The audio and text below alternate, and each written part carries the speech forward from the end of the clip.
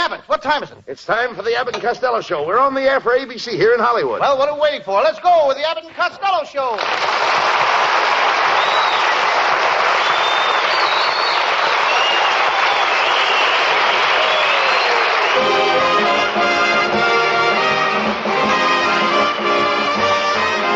What is your Sam Shovel detective mystery for tonight? It's one of my latest cases, Abbott. I call it the case of Clarence, the dress designer who gave himself up to the police, or I'm all yours in buttons and bows.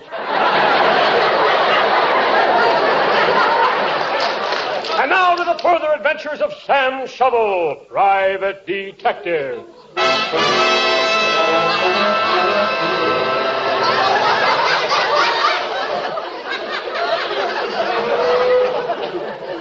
Yes, I'm Sam Shovel. Sam Shovel, private detective. I'm sitting here in my little office. It's mighty chilly in here. I think I'll throw another log on the fire. Every time I build a log fire in my office, the landlord complains. Maybe it's because I have no fireplace. I pick up the newspaper. I drop it on my desk. It was the Mirror.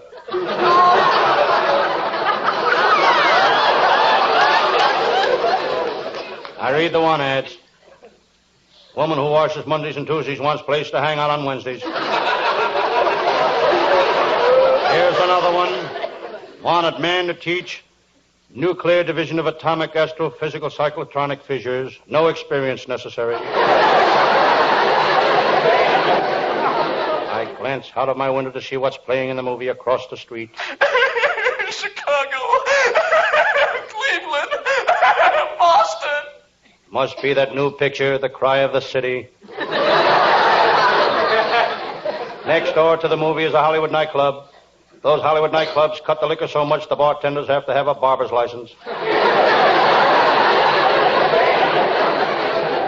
In the winter, they have to put alcohol in the whiskey to keep it from freezing. I remember once my pal, Lieutenant Abbott of the Homicide Squad, was so disgusted that he went into that joint to drink himself to death.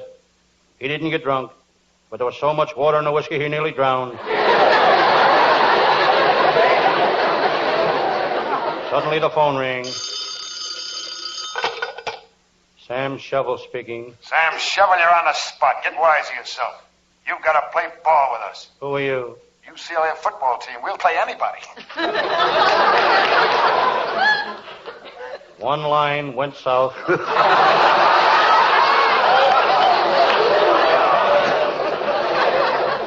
I look out the window again.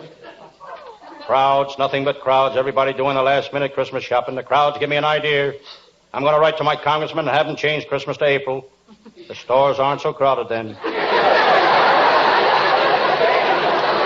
In the crowd, I see my pal, Lieutenant Abbott. Abbott is the cheapest guy in the world, all year round. But when Christmas comes, he'd give you the shirt off his back. I know. Last year for Christmas, he gave me a dirty shirt. Lieutenant Abbott is a great detective. He worked on the Morelli case, and in 2 days he had it sewed up. Then he got the Murray case, and it only took him 3 days to sew that up. Then came the famous Lewis case. He sewed it up in 24 hours. He never carried a gun. Just a sewing machine and 3 extra bobbins.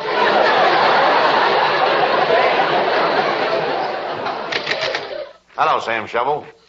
Sam, tomorrow's Christmas Eve, and I dropped in to find out what you want for Christmas. Well, I live just a stone's throw from Hetty Lamar's house, and my bedroom window is just a stone's throw from her window. What do you want for Christmas, Sam? A stone.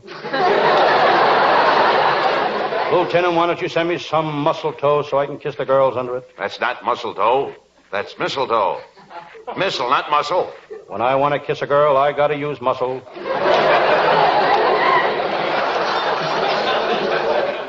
Sam, I want you to help me on a job. I've been assigned to guard a department store during the Christmas rush. I guarded the Broadway Hollywood store last Christmas. I put a man on the 5th Street door, a man on the Broadway door, a man on the 6th Street door. How did you make out? They didn't lose a single door. But all the windows were stolen. Come on, Sam. We're going down to the store right now.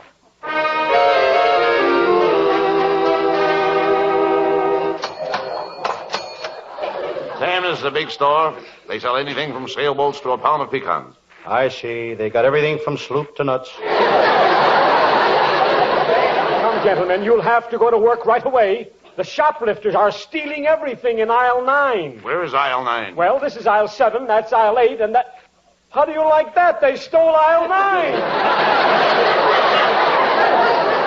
think I like this job. Say, who is that gorgeous girl behind the crowded counter? Oh, that's Miss Fairchild. She works in ladies' slippers. She's beautiful. What else does she do? She just works in ladies' slippers, that's all. Hey,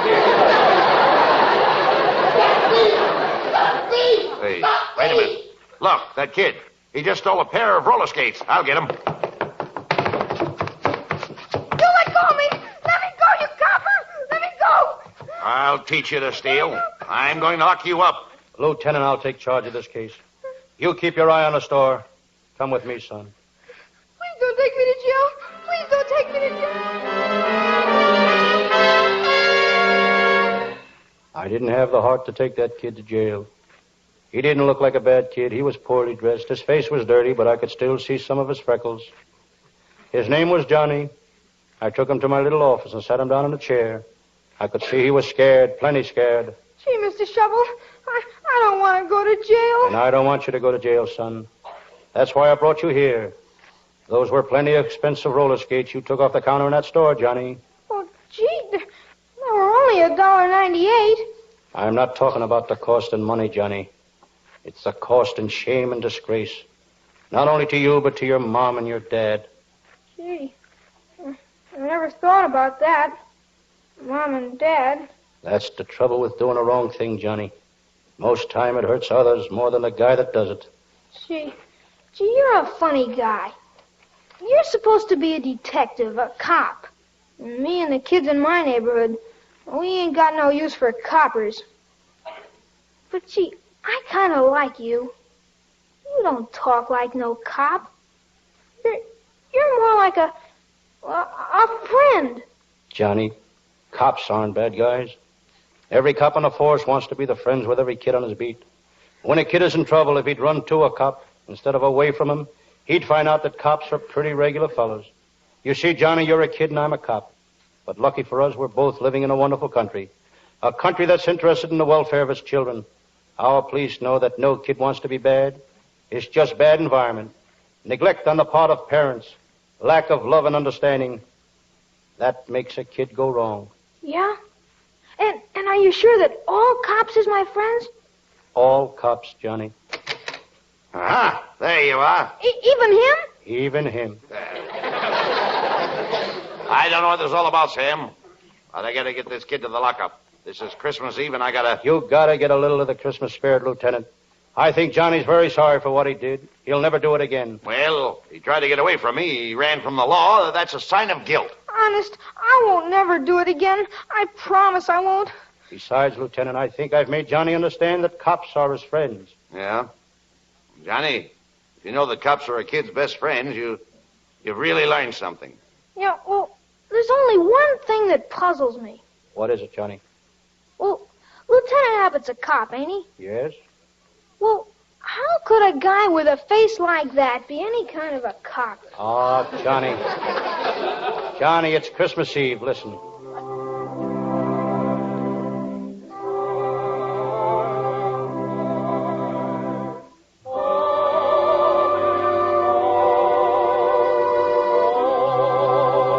Well, it's Christmas Eve again. I promised my wife I'd be in church, saying my prayers, singing hymns.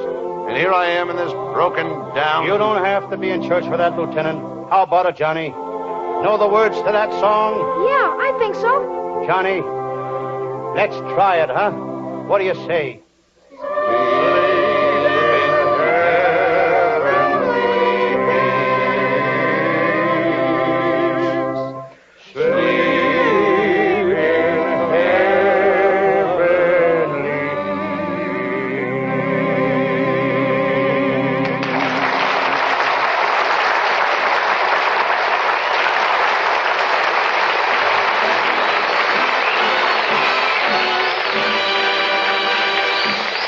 Abbott Costello will have the last word as usual.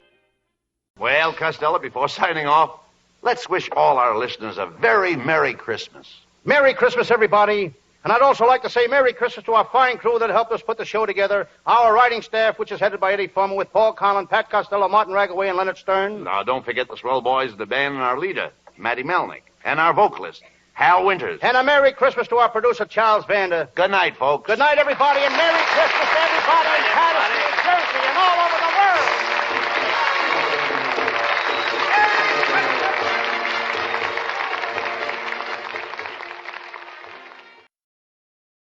This is ABC, the American Broadcasting Company.